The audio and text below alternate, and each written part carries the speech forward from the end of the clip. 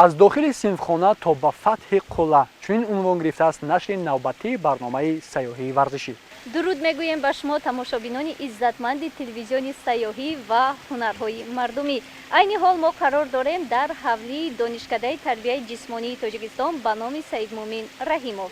حالا وارد این بارگاه تعلیمی میشویم و از نخستین قدم تا به فتح قله مقصود پیگیری میکنیم.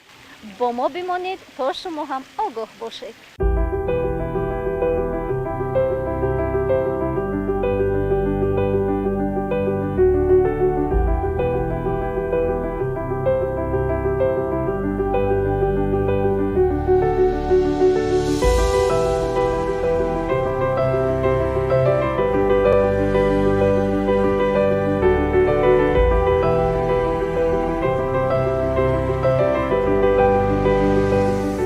بینندگان عزیز، در نشر نوبتی برنامه سیاحی ورزشی ما را همراهی میکنند آموزگاری دانشکده تربیت جسمانی تاجیکستان به نام سید مومن رحیموف باباجان محمد.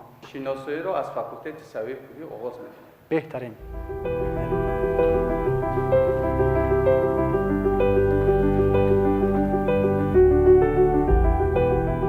زمان ثبت برنامه ما به تجلیل روز عمومی جهانی سیاحی راست آمد. در این زمینه دانشکده تربیت جسمانی تاجیکستان به نام سید مومن رحیموف همچون یک مرکز مهم آماده سازی متخصصان ساحه ورزش و سیاحی با تشبث رهبریت دانشکده و دستگیری فعالانه آموزگاران و دانشجویان یک سلسله چاره‌بینی‌های مهم را با مناسبت این روز برگزار نمود. این چاره‌بینی‌ها که از درس‌های کشاد، مسابقه‌های ورزشی، کنفرانس‌های علمی، نظریوی و ماستر کلاس ها عبارت بودند با هدف بلند برداشتن دانش نظریوی و عملی دانشجویان، رشد ملکه های ورزشی و آمادگی آنها برای فعالیت کسبی در ساحه سیاحی کوهی تشکیل گردیدند. این تدبیرها نه تنها یک اقدام معرفتی بلکه یک قدم مهم در راه ترغیب طرز حیات سالم و معرفی تاجیکستان همچون یک مکان جالب سیاحی بودند. شعار از سینفخانه تا به فتح قله کاملا موافق با روحیه این چاره‌بینی‌ها است، زیرا آنها از صنف‌های آموزشی نظریوی آغاز شده تا به فعالیت عملی و رقابت‌های ورزشی در شرایط نزدیک و کوهنوردی ادامه می‌یابند. این شعار رمز پیوند علم و عمل، نظریه و تجربه در آماده‌سازی متخصصان ساحه سیاحی است که در دانشکده به حکم عنعنه درآمده است.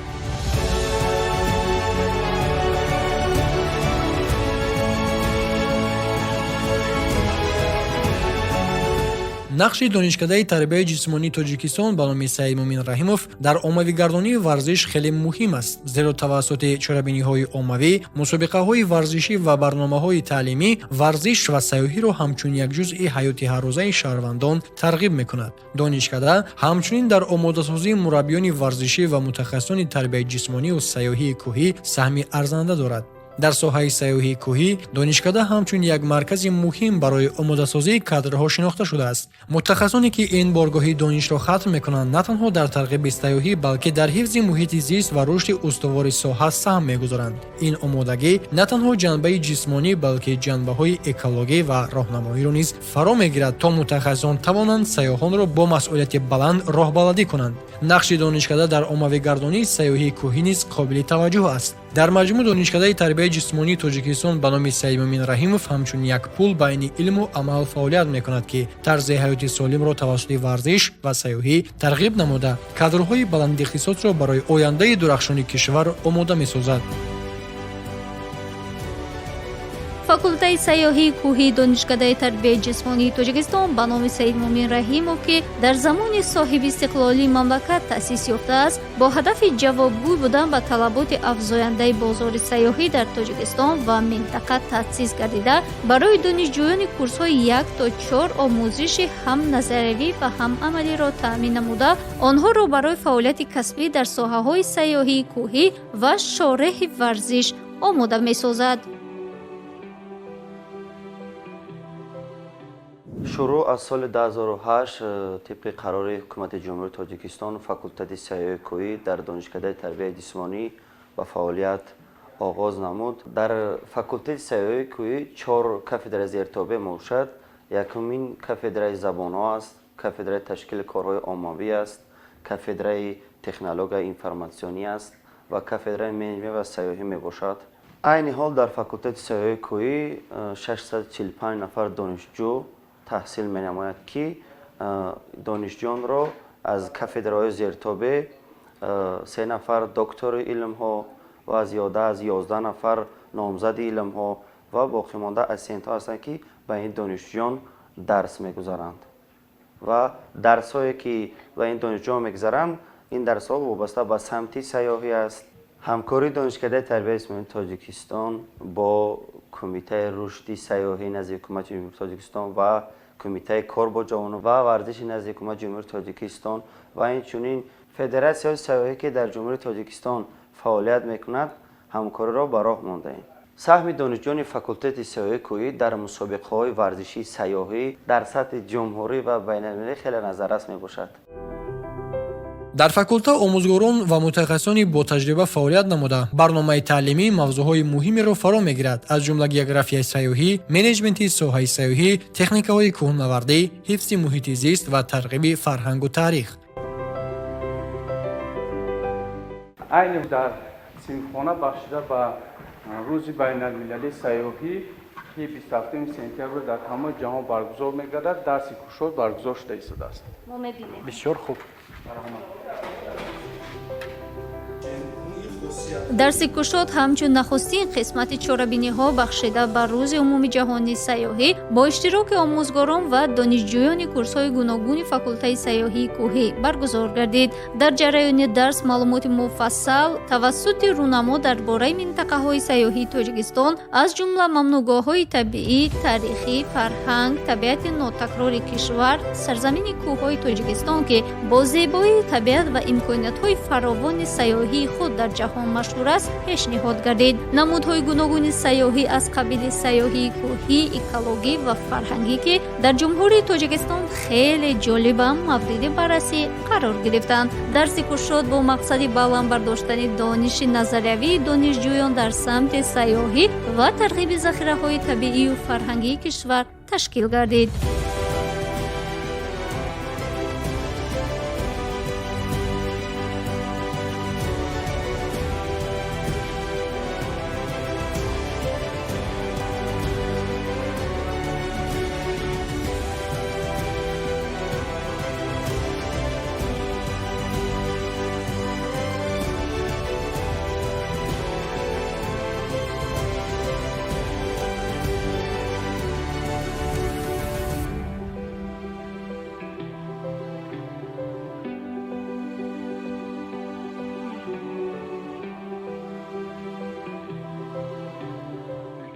бахшида ба рӯзи умумиҷаҳонии сайёҳӣ ки ҳамасола 27 сентябр ҷашн гирифта мешавад, байни донишҷӯёни факултаи сайёҳии кӯҳӣ мусобиқаи аз намуди сайёҳии варзишӣ роҳгардии масофавӣ ташкил карда шудааст. бо аз кафедраи менеҷмент сайёҳӣ аз фанни сайёҳии байналмилалӣ дарси кушод ба роҳ монда шуд ки донишҷӯёнро ошно кунанд. тӯли 2 сол аст ки дар донишкадаи тарбияи ҷисмонии факултати сайёҳии кӯҳӣ маҳфили кӯҳнавардӣ ташкил шудааст. зиёда аз 30 нафар донишҷӯён аъзои маҳфил мебошанд. дар ин маҳфил аз курсҳои 1 то курси 4 шомил мебошанд. ин маҳфилро сархиш тафиқҷон роҳбарӣ менамояд. айни ҳол мо ба маҳфил ҳозир шудем. номи ин маҳфилро номи ин маҳфил бошад сайёҳӣ кӯҳнавардӣ. бисёр хуб. лаҳза ба лаҳза барномаи мо ҳам ҷолибтар мешавад. маҳфили кӯҳнавардони факултаи сайёҳии кӯҳӣ ҳамчун як минбари омӯзишӣ ва муҳокимавӣ дар саҳни донишкада бо иштироки роҳбарият, омӯзгорон ва донишҷӯён доир гардид. ин маҳфил бо истифода аз имкониятҳои факултаи сайёҳии кӯҳӣ таҳия шуда маълумот дар бораи рафти таълим, ҳамкорӣ ва омодагӣ ба мусобиқаҳо, инчунин саволу ҷавоб миёни донишҷӯёнро фаро гирифт. тадбири мазкур ба муаррифии имкониятҳои сайёҳии Тоҷикистон аз ҷумла омодасозии мутахассисони соҳаи сайёҳии варзишӣ дар мисоли факултаи сайёҳии кӯҳӣ донишкада нигаронида шудааст.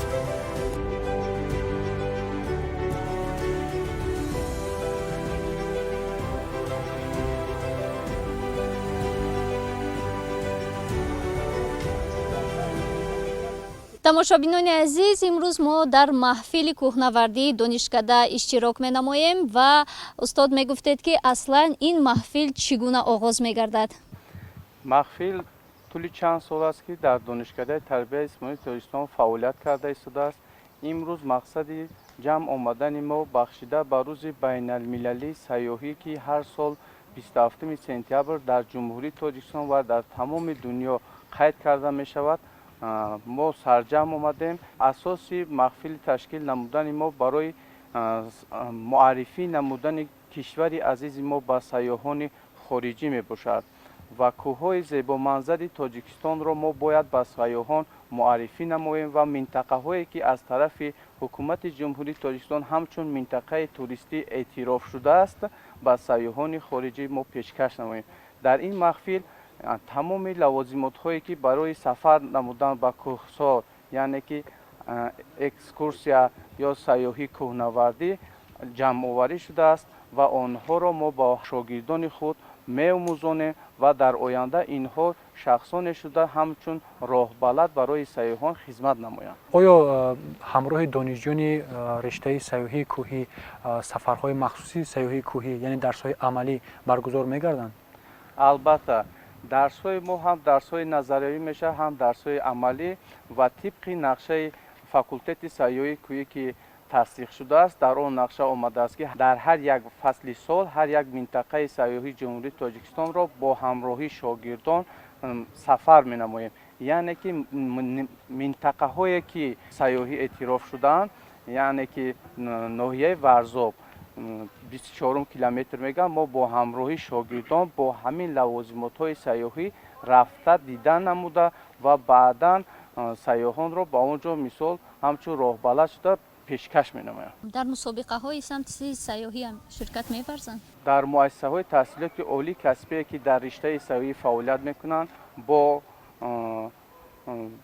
نقشه کاری کمیته رشد سیاحی جمهوری تاجیکستان کمیته کار با جامعه ورزش نزد حکومت جمهوری تاجیکستان که همه ساله مسابقه های سیاحی کوهنوردی یا شخم‌پیمایی تشکیل کرده می شود و دانشجویان فاکولته سیاحی کوهی یا دانشکده تربیت جسمانی دسته منتخب اشتراک میکنند. در این مسابقه ها طول 10 سال اخیر است که سزاوار جای اول شدند و هم دستاویز جای اول میگردند هم تنهایی مثال گذشتن از بانیه ها نجات دادن سیاحان گذشتن از آب یاری تجلی رسانیدن در این نمودهای سیاحی شاگردان ما فعالانه اشتراک میکنند. بهترین میگفتید که امروز در فاکولته سیاحی کوهی کدام شرایط ها برای آموزش با صفت تعلیم گیرندگان موجود می باشد؟ تمام شرایط هایی که در ساحه سیاحی لازم است ریاست دانشکده امکانیت ها را صنفخانه ها و لوازمات های سیاحی را به ما فراهم آورده است. ما کوشش می نماییم که شاگردان را در این روحیه بلند سمت سیاحی آماده نماییم که در آینده یک متخصص شوند که در بازار جهانی آبرو اعتبار کشور عزیز ما را مثال بر سیاحان پیشکش نمایند. مثال سیاحی که وارد جمهوری تاجیکستان میشد باید متخصصی که این ساحه را ختم میکند حتما زبان خارجی را از بر کند فرهنگ تمدن آداب و اخلاق و کردار و آن چیزهایی که در مردم تاجیک هست معامله کرده تواند. یعنی که یک سیاح میتواند که به جمهوری تاجیکستان وارد شود از زیبایی از آداب از فرهنگ مدنیت شرایطی که در جمهوری تاجیکستان است دیدن نماید و آن را ما خوب قبول کردیم آن میتواند که به دولت خود رفته با دیگرها یعنی که رفیقان دوستان برادران شخصانی که معرفی نماید توصیه میدهد تاجیکستان در 10 گانه دولت‌های امترین در جای دوم ایستد. هر یک ورزشگر که در سطح بین المللی اشتراک می‌ورزد البته در مد اول وی معرفیگری همون ملت خودش است و از روی وی به ملت به فرهنگ به مدنیت به سطح کسبیت ورزشگران بها میدهند و در این جا یک لحظه بسیارم خاطرمون به یادم آمد که سال 2023 ду омӯзгори донишкада ҳамроҳи мо ба ҷумҳурии Мариели шаҳри Йошкар-Ола сафар намуданд дар як мусобиқаи сатҳи байналмилалӣ аз намуди лижаронии масофавӣ иштирок намудем. Рӯзигули Акрам ва Мутриба ном доштанд. оё айни ҳол ин ду омӯзгор ҳам фаъолият доранд то ҳоло дар донишкада? айни ҳол ҳар ями омӯзгорҳо яке аз омӯзгорҳои ҷавоне мебошанд ки дар соҳаи варзиш обрӯи кишварро дар сатҳи ҷумҳурӣ ва байналмилалӣ муаррифӣ намуданд. айни ҳол дар ҳамин ҷай бисёр ҳам хотираҳои хуб дорем, лаҳзаҳои хотирмон дорем. Ассалом, биёед Рӯзигул. Рӯзигул, мегуфтед ки аз он лаҳзаҳо чиро дар ёд доред? Он ҷасорате ки варзишгарони мо нишон доданд, ба ҳамун мушкилот тоб оварда, нигоҳ накарда, бисёр ҳам аз худ маҳорати хуби лижарониро нишон доданд. Бори аввал буд ба фикрам? бале, бори аввал буд ки дар ин хел мусобиқа иштирок мекардам.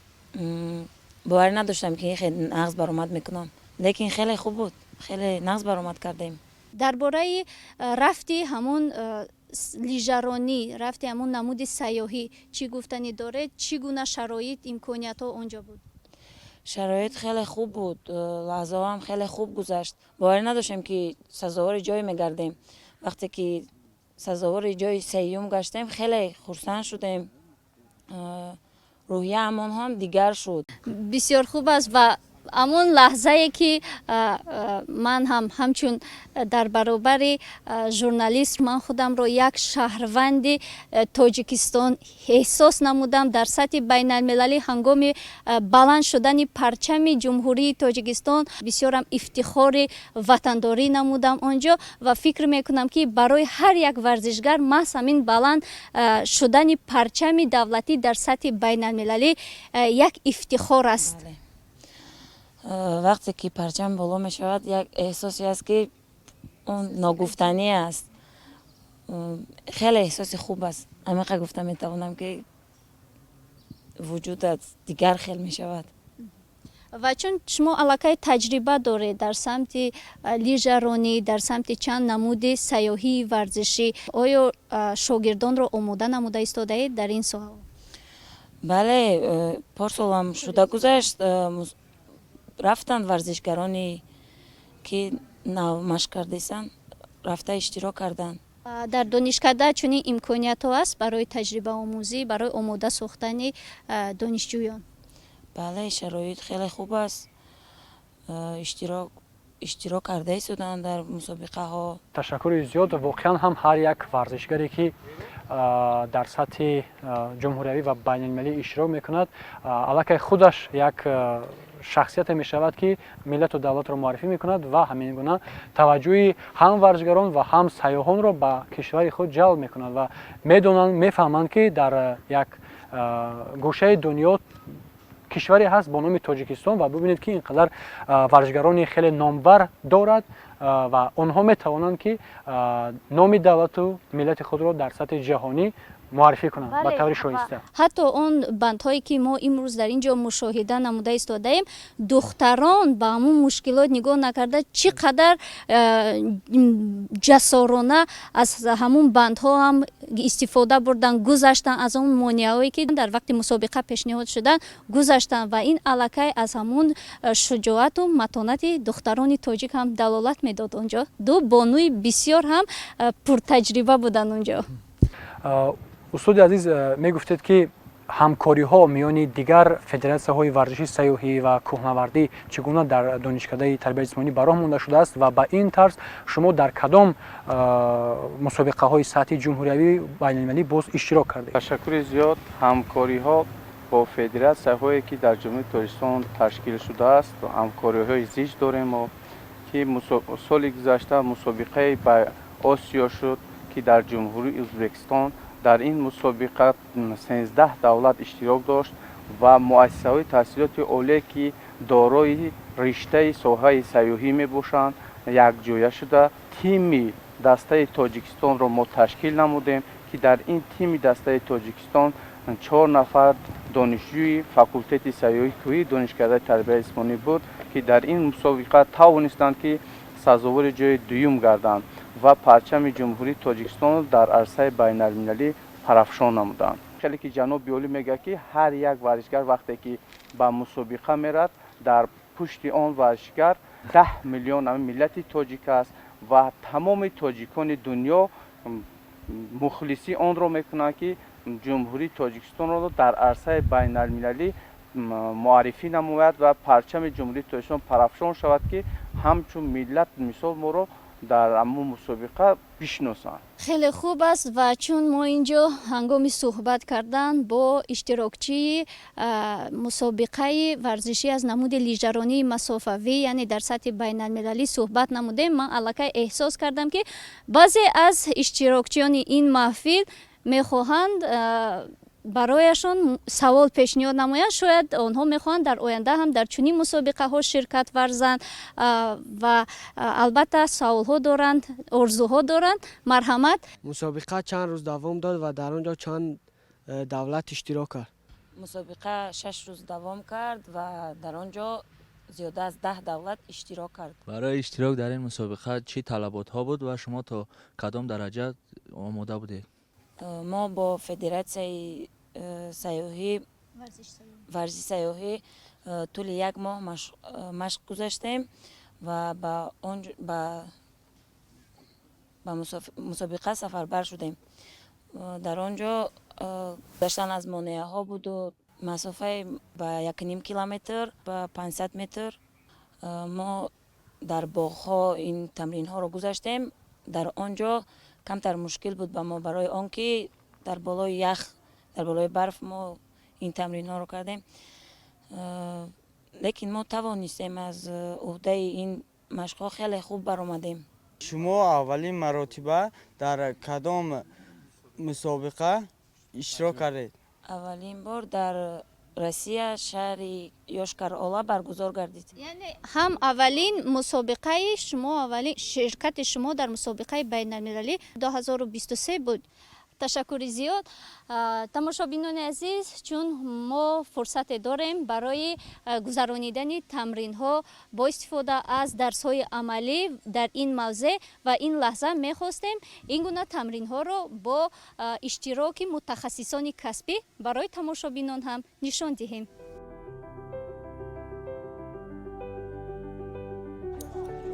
дар идома дарси амалии гузаштани монеаҳо барои тақвият бахшидани малакаҳои донишҷӯёни факултаи сайёҳии кӯҳӣ баргузор гардид. Воқеан боиси қайд аст ки факулта бо таҷҳизоти муосир чун хаймаҳо, пояфзол, бандҳо ва лавозимоти дигари кӯҳнавардӣ муҷаҳҳаз аст ки омӯзишро боз ҳам самарабахш мегардонад. Пас аз ин мусобиқаи варзиши сайёҳӣ аз намуди роҳгардии масофавӣ миёни донишҷӯёни курсҳои 1 то 4 факултаи сайёҳии кӯҳӣ оғоз ёфт. мусобиқа бо сухани ифтитоҳии декани факултет шурӯъ гардида, дар он аҳамияти варзиш ва омодагии ҷисмонӣ барои фаъолияти касбӣ дар соҳаи сайёҳии кӯҳӣ таъкид шуд. мусобиқа аз якчанд марҳила иборат буд ки донишҷӯёнро аз лиҳози қувваи ҷисмонӣ, чолокӣ ва малакаҳои техникии сайёҳии кӯҳӣ месанҷид.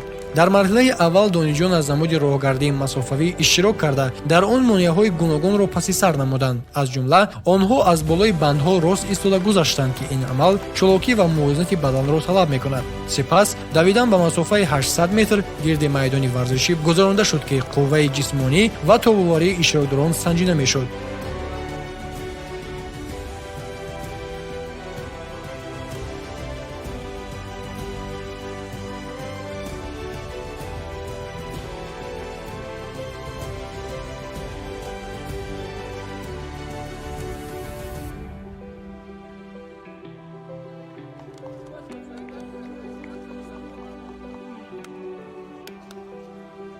марҳилаи дигар переправа ном дошт ки дар он иштирокдорон бо истифода аз техникаи махсус дар банд овезон шуда гузаштанд. инчунин ҷаҳишаш аз болои монеа бо банди овезон ба истилоҳ тарзанка доир шуд ки дар он иштирокчиён бояд бо истифода аз банд ҷаҳида монеаи шартиро убур мекарданд.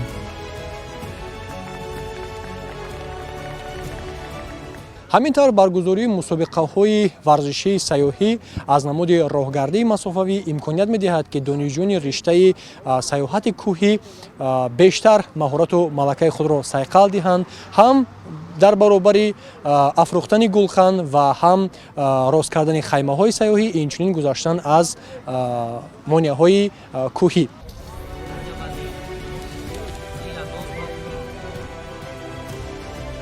дар қисмати дуюми мусобиқа донишҷӯён дар намуди хайма рост кардан ва гулхан афрохтан ба истилоҳ бивуак малакаҳои худро нишон доданд. Ин марҳилаҳо ба донишҷӯён имкон доданд ки маҳорати амалии худро дар шароити воқеии сайёҳии кӯҳӣ намоиш диҳанд, зеро хаймазанӣ ва гулхан афрохтан аз унсурҳои муҳими фаъолияти сайёҳии кӯҳӣ мебошанд.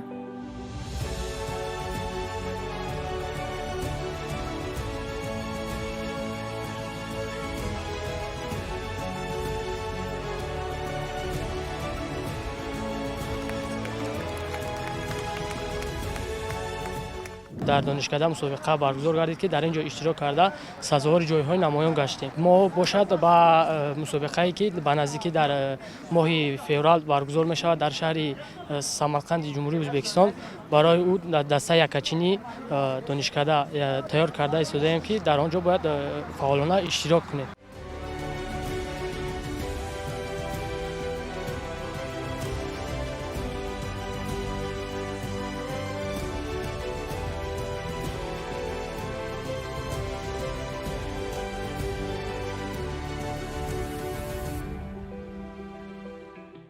Сегодня у нас в институте прошли соревнования по спортивному туризму на дистанции, пешеходной дистанции. Одновременно у нас был второй этап по установке бивуака и разжиганию костров. Сегодня ребята показали нормальный результат. Значит, на пешеходной дистанции было несколько этапов. Это была навесная переправа, называется Чабанская переправа. Вторая была навесная переправа, которая организовывается при помощи полифастов. Вот. Ну, ребята уже сами могут натягивать веревки, сами устанавливать вот эти переправы.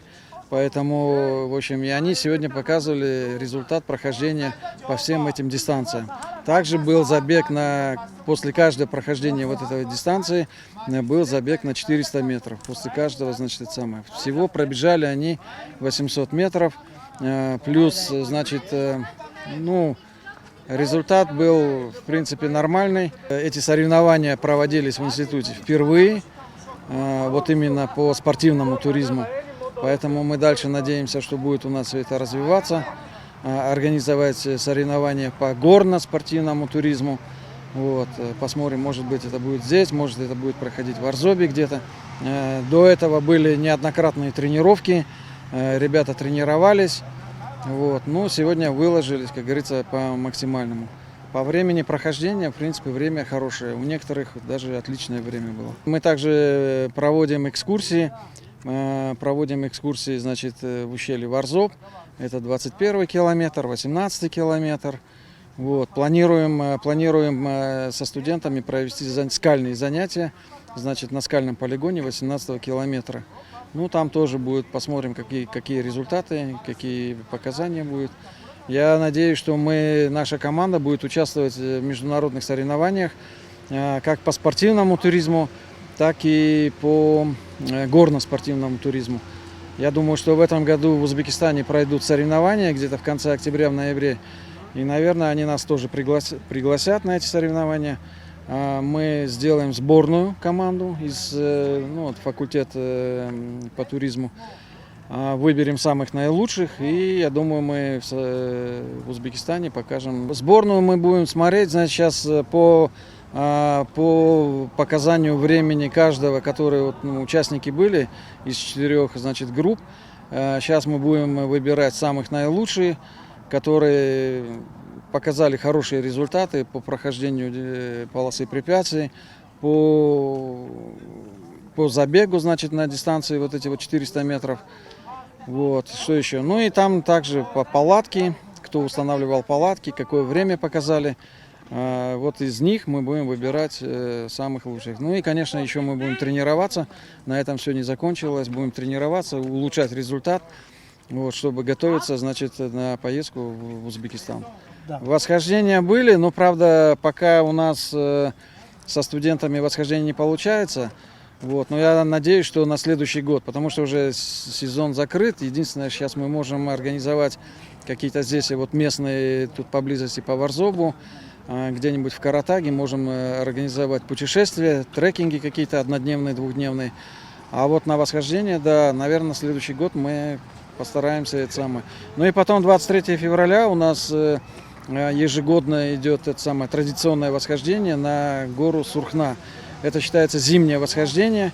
Там восхождение в суровых условиях. Надо идти по снегу. Это все, это зима, можно сказать. И восхождение туда начинается в 2 часа ночи. Поэтому, в общем, экстремальное такое восхождение с фонариками, со всем. Ну, в этом году ходили, ребята ходили, поднялись. 5 человек были у нас на Сурхне. خب تماشابینان عزیز در برابر آموزش درس‌ها همزمان بخشیده بر روز عمومی جهانی سیاحی در تالار دانشکده تربیت جسمانی تاجیکستان کنفرانسی علمی نظریوی برگزار شده ایستاده است. بله، همچنین در جریان این کنفرانس آنهمان غالبان مسابقه ورزش سیاحی از نمود راهگردی سیاحی که اشتراک نمودند و غالب گردیده بودند در جریان این کنفرانس با دیپلم و تحفه‌های خاطره‌ای قدردانی می‌شوند. حالا می‌رویم. وارد می‌شویم. بله.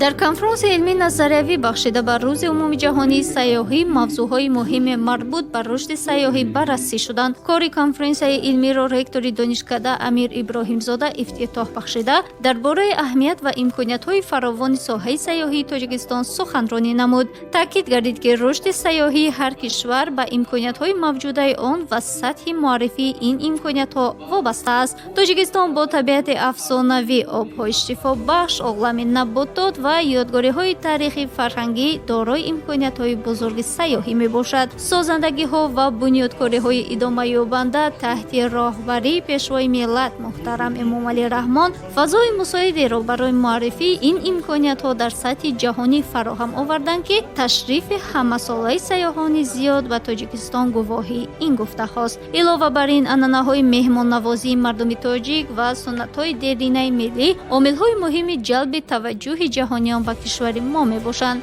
در ادامه نماینده کمیته رشد سیاحی نزد حکومت جمهوری تاجیکستان مقنن نظرالله زاده، نماینده کمیته کار با جوانان و ورزش نزد حکومت جمهوری تاجیکستان انوشروان ظفرزاده و مدیر کافدره منیجمنت و سیاحی دانشکده در سخنرانیشان از دستاوردهای ساحه سیاحی کشور یادآور شده ذکر نمودند که سیاحی نه تنها در معرفی کشور بلکه در رشد اقتصاد آن نیز نقش کلیدی دارد.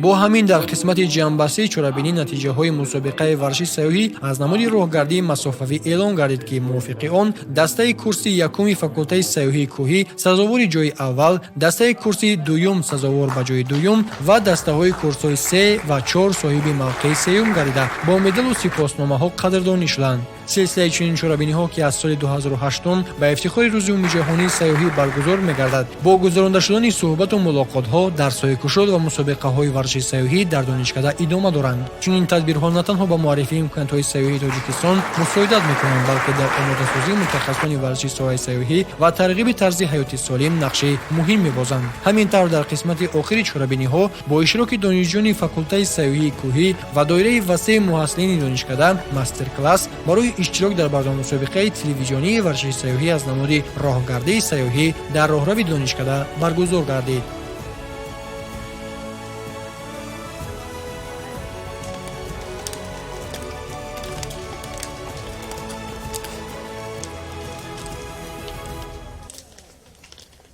بینندگان عزیز، اینجا میرسیم به پایان نشر نوبتی برنامه سیاحی ورزشی که تحت عنوان از صنفخانه تا به فتح قلعه منظور شما گردید. اطمینان کامل داریم که شما در برنامه امروزه درباره فاکولته سیاحی کوهی دانشکده تربیت جسمانی تاجیکستان به نام سید مومن رحیموف معلومات جالب را برداشتید. در همین جا رسیدیم به فرجام برنامه. تا دیدار، همیشه دوستدار سیاحت و ورزش باشید.